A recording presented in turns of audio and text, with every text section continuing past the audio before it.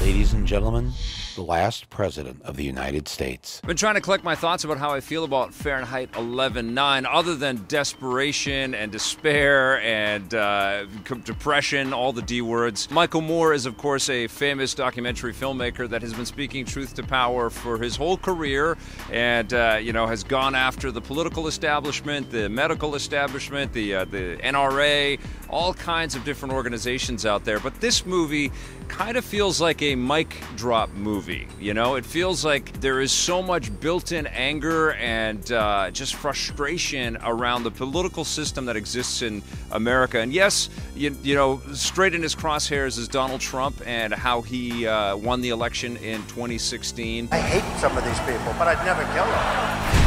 A lot of material taken right from the news, footage of actual events occurring. And it's almost like you're watching a documentary in real time, because you can walk away from this movie and turn on, any cable news network, and it's like the same thing is continuing on. And I have to imagine that it was extremely difficult for Michael Moore to say, look, I need to put this together now, because it's unraveling in real time. We're about to go into the midterm elections in the United States, and there are some really big ideals on the table.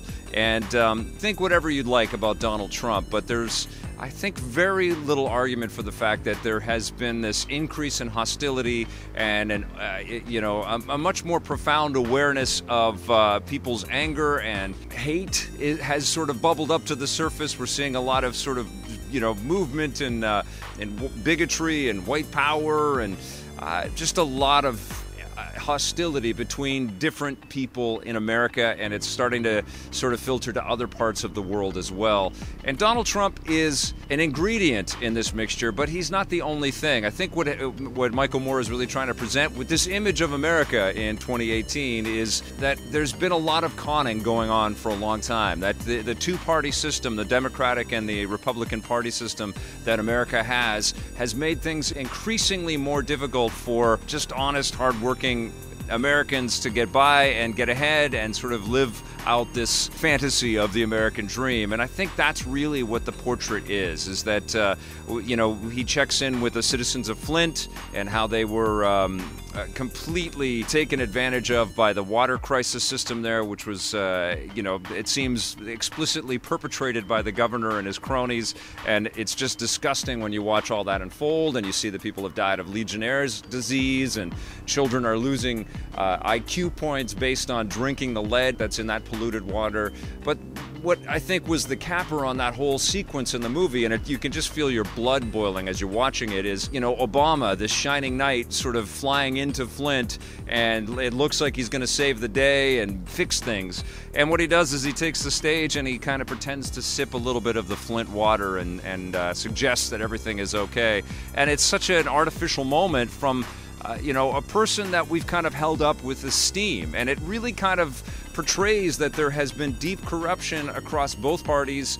We get a minute with Bernie Sanders and the fact that Hillary Clinton was losing districts in different states, but Bernie still had to give up the Democratic nomination to Hillary Clinton. And of course there's this ongoing portrait of Donald Trump just shaking his fists and getting his wall and demanding that the borders be secured, and kids are being caged, innocent children are being caged up and separated from their families. And there's just sequence after sequence. He does sort of suggest that there's some similarities, at least with the rise of Hitler in 20s and 30s Germany. We know where that led, and I think what Michael Moore is trying to suggest is not necessarily that Trump is the exact person that Hitler was, but there is a lot to be feared by, government or any big institutions just kind of railroading over people and taking advantage of them and churning up the hate, Stop resisting. You feel really sad when you watch this movie, and it's not the fun-loving kind of poking the bear kind of documentary stuff that we're sort of familiar with Michael Moore. It does feel like this is his kind of last jab at it. And you can say what you want about Michael Moore. You can say, look, he's a bit of a narcissist himself because he puts himself into all of his stories. I happen to like that, but I can understand that criticism. What I see is a guy that has dedicated his life to telling these stories, and maybe they're one-sided, or maybe there is some truth and not the full truth, but he dives into stuff that is otherwise ignored or is very murky, and he shines a light on it. And in this movie, he looks like he's been beaten down, he looks weathered, he looks older, but there are isolated points of hope where we have candidates that had never taken the political stage before, but have this urgency and this sense of virtue and the sense of, right and wrong, and they're just pursuing it, even if they have very little chance of kind of shaking up the political establishment. If nobody's gonna do it, then I gotta do it. He also shines a light on the kids from Florida that survived one of the many horrific school shootings that happened down there, and all the protests that they helped put together. I think the protesting has to continue. There's complete injustice that's happening out there for sure, not just in America, but in our country, in Canada, and other parts of the world as well. Just a lot of horror in this movie, but it is definitely unmissable. If you can, get out in the theater and support it and check this out, and see it with your own eyes, but definitely see Fahrenheit 11/9. It's incredibly, incredibly important filmmaking, and it's fantastic filmmaking, again, from Michael Moore. I'm going to give it a 10 out of 10.